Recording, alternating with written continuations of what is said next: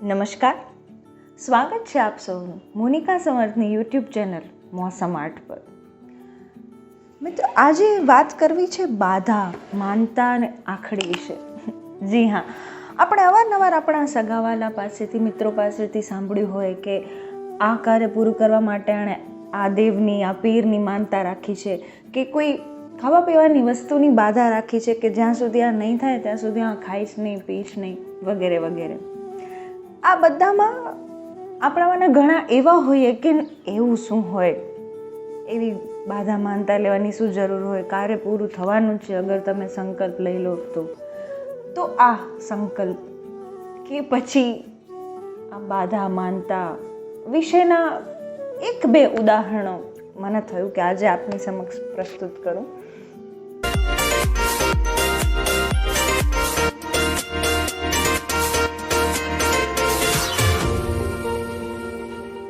Set goals આપણે હવે એ રીતે સાંભળતા હોઈએ છીએ. You need to set your goals first. સૌથી પહેલાં ધ્યેય નિશ્ચિત કરો, પછી એ ધ્યેયની પૂર્તિ કરવા માટેના પ્રયત્નો પાછળ મંડી પડો. હવે આ ધ્યેય નિશ્ચિત કર્યા પછી આ જે પ્રયત્નો કરવા ના થાય છે, એ પ્રયત્નોનો જ એક ભાગ આ બાધા કે માનતા છે ખરું કે નહીં?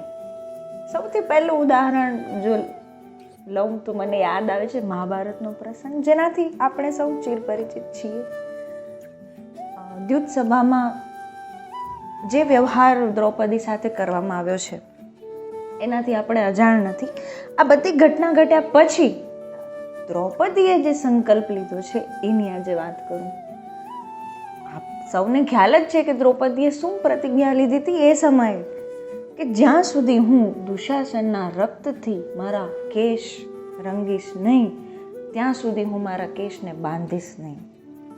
હવે એ સમયની રૂઢિ પ્રમાણે, રિવાજ પ્રમાણે સૌભાગ્યવતી સ્ત્રી છે એના કેશ બાંધીને રાખે છે, ચૂડામણી ધારણ કરે છે. જ્યારે દ્રૌપદી આ બંને જ કાર્યો નથી કરવાની. હવે એ અવસ્થામાં એના પતિ જ્યારે એને જોવે છે ત્યારે એને કેટલી પીડા થશે, અને એ અવસ્થામાં રહેવા માટે એ કેશ જ્યાં સુધી એ યુદ્ધ પૂરું નહીં થાય, દુશાસનના રક્તથી એના કેશ રંગશે નહીં ત્યાં સુધી તો એને કેશ, એના વાળ ખુલ્લા જ રાખવાના છે. તો એટલા લાંબા કેશ એ સમય સુધી એને ખુલ્લા રાખવાના છે. તો એના માટે થતી પીડા એનાથી પણ આપણે અજાણ નથી. તો આ જે પ્રતિજ્ઞા છે, સંકલ્પ છે કે બાધા માનતા રાખીએ છીએ, એ ખરેખર શેના માટે રાખીએ છીએ? એ ધ્યેય સુધી પહોંચવા માટેનું કદાચ આપણું બૂસ્ટર નથી.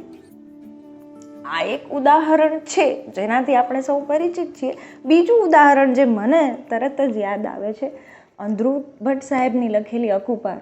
આપ સૌ પરિચિત હશો જ, જો નહીં તો ઉપર લિંક આપી છે આ બુક અકુપાર ઉપર મેં આપેલી બુકટોક, એનું પ્લેલિસ્ટ છે. અકુપાર વિશે માહિતી છે શોર્ટ વિડીયોમાં, એક નાનકડી ક્લિપ એ બુકટોકમાંથી બનાવેલી છે, અને આખી બુકટોક પણ અવેલેબલ છે. ડિસ્ક્રિપ્શન બોક્સમાં પણ એની લિંક મૂકી છે. જો આપણે જોવાની બાકી હોય તો અવશ્ય જોશો. પણ એ બુકટોકમાં જે પ્રસંગનો સમાવેશ નથી કર્યો એ આજે મને એમ થાય છે કે તમારી સામે મૂકું, કારણ કે વિષય વસ્તુ જે આજે મેં લીધી છે, બાધા માનતા અને આખડી, એનાથી જ એ સંલગ્ન છે. એટલા માટે પ્રસંગ એવો છે કે લેખક જાય છે કાસિયાનેસ, એક સ્ટેશન છે, ત્યાં એમને જવાનું હોય છે. ટ્રેનની રાહ જોતા હોય છે. એવામાં પાટાની સામેની બાજુથી 2 સ્ત્રીઓ એને આવતી દેખાય છે. એકના કાંખમાં છોકરું તેડેલું હોય છે 2-3 વર્ષનું. એટલે હવે લેખક એક વ્યક્તિને મળવા ગયા હોય છે ત્યાં, જેને નથી મળી શક્યા. એટલે એને એમ થયું કે ચાલ આ બંને સ્ત્રીઓ આવે છે અને પૂછું ક્યાંય ખબર છે કે નહીં. એવામાં એમની સાથેનું જે એનું કન્વર્ઝેશન છે, જે સંવાદ છે એ સ્ત્રીના અને લેખકના, એ તમને કહું. લેખક એને પૂછે છે કે તમારે ક્યાં જવાનું છે? એટલે પેલી 2 સ્ત્રીઓમાંની એક સ્ત્રી છે જવાબ આપે છે ક્યાંય નહીં, બસ અહીંયા લગન, એટલે કે અહીંયા સુધી જ જવાનું છે. હવે લેખકને એમ થાય છે કે ટ્રેનમાં જવું નથી, અહીંયા જ આવવું છે, તો પછી કયા કારણથી આવ્યા હશે? એ બધું મૂકી અને એ જે વ્યક્તિને મળવા આવ્યા હોય છે, જેને નથી મળી શક્યા, એના વિશે એની સાથે ચર્ચા કરે છે. અને પછી એમાંની જે સ્ત્રી હોય છે બીજી, જેના હાથ કાંખમાં છોકરું તેડેલું હોય છે, એનું નામ છે સાબા. બીજી સ્ત્રી છે, એના હાથમાં નારિયેળ હોય છે, અગરબત્તી હોય છે, એવું બધું સામાન એના હાથમાં હોય છે. એટલે એને કે છે, એને લેખકને જે પ્રશ્ન હતો એનો જવાબ મળી ગયો કે ક્યાંય નથી જવાનું, અહીંયા જ સુધી આવવાનું છે. કારણ તો કે ઇન્જિનને નાળિયેર વધેરવાનું છે ભાઈ. સાબા શું કહેવા માંગે છે સ્પષ્ટ સાંભળ્યા છતાં લેખક એમ કહે છે કે મને સમજતા થોડી વાર લાગી. હજી લેખક આગળ કાંઈ પૂછે પહેલાં જ કહે છે કે આ છોકરો 2 વર્ષનો થયો તો એ હાલતો નહોતો. કાંઈ વાના કર્યા, ઊભો થાય પણ ઢગલું ન માંડે. પછી છેલ્લે ગાડી નીકળે ત્યાં ઈને લઈને ઝાંપે ઊભી રહેતી. નહીં ને ઇન્જિનને ભાડતું દોડી અને એને દોડવાનું મન થઈ જાય. થઈ ગયો હાલતો. સાબાની મિત્ર બોલી, હું તો કહું છું કે ઇન્જિનને ભાડીને જ તારો છોકરો હાલતો થયો છે. આ પ્રસંગ પછી લેખક કે પછી કોઈ પણ ભણેલ ગણેલ અને પોતાને સમજદાર કહેનાર વ્યક્તિ હોય એના મનમાં શું થાય કે આ અંધશ્રદ્ધા ભરેલી વાતો સાંભળવા હું શા માટે અહીંયા રોકાયો છું, એવું બને. એટલે આ વાત અંધશ્રદ્ધા જેવી જ લાગે કે બાળક ચાલતું નથી તો એને ચાલતી ટ્રેન બતાવી, ચાલતું ટ્રેનના પાટા ઉપર દોડતું એન્જિન બતાવવું અને એના પછી એ છોકરો હાલતો થઈ જાય. આવી કોઈ માનતા રાખે કે હા એન્જિનને દોડતું જોઈને એનો છોકરો હાલતો થઈ ગયો, તો આપણને લાગે કે એ અંધશ્રદ્ધા છે. હવે ટ્રેન આવે છે, ડ્રાઈવર જે એન્જિનમાં બેઠા હોય છે એ એને ગાડી ઊભી રાખે છે. એ સ્ત્રીની માનતા પૂરી કરવા માટે મદદ કરે છે કે એને પાટા ઉપર નાળિયેર વધેરવું છે, અગરબત્તી કરવી છે, જે કાંઈ પણ એને વિધિ કરવી છે કરવા દે છે. એ બધું પતાવીને એને એના માટે આશીર્વચન પણ આપે છે સ્ત્રીના દીકરા માટે. અને પછી લેખકને એન્જિનમાં બેસાડે છે ત્યારે બંને ચર્ચા કરે છે. એ ચર્ચા જે થાય છે કદાચ આપણને આજના આપણા વિષય વસ્તુને લઈને થોડીક એક નવી દિશા મળે.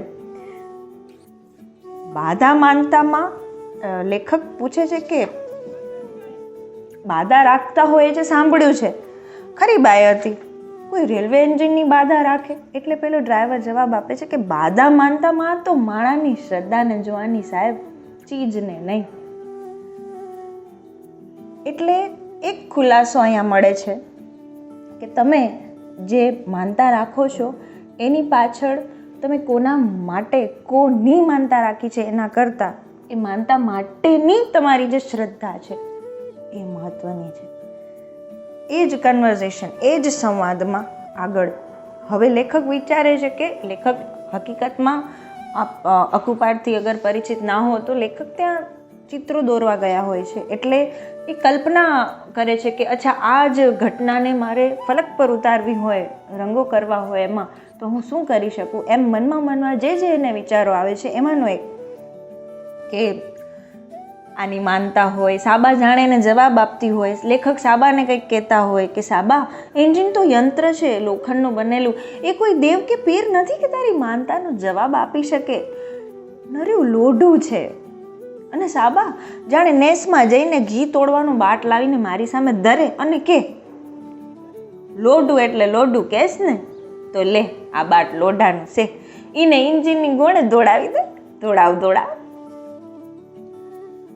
આ રંગો ફલક પર મૂકતા લેખક એમ કહે છે કે મને સમજાય છે કે સાબાની બાધા ભલે એન્જિનની હોય, એની શ્રદ્ધા એન્જિન પર નહોતી, ગતિ ઉપર પણ નહોતી. એની શ્રદ્ધા તો પોતે જે માનતી હતી એમાં હતી, પોતાની માનતામાં, પોતાની માન્યતામાં. અર્થ એવો છે કે આપણે જ્યારે પણ કોઈ વસ્તુ માટે, કોઈ કાર્ય માટે માનતા રાખીએ છીએ તો હકીકતે એ માનતા શેના માટે હોય છે? આપણે એ કાર્ય પૂરું કરવા પાછળ આપણા મનમાં લીધેલો જે સંકલ્પ છે, આપણી પોતાની જે માન્યતા છે, એ માન્યતા ઉપર આપણી શ્રદ્ધા છે કે હા હું આ કાર્ય પૂર્ણ કરીશ. આશા રાખું છું આ નાનકડી વાત બહુ મોટા 2 ઉદાહરણો દ્વારા આપને સમજાઈ હશે. આપનું પણ કંઈ મનોમંથન હોય આ વિષય વસ્તુને લઈને તો અવશ્ય કમેન્ટ સેક્શનમાં જણાવશો. અને હા, મોસમ આર્ટ ચેનલ સબસ્ક્રાઈબ કરવાનું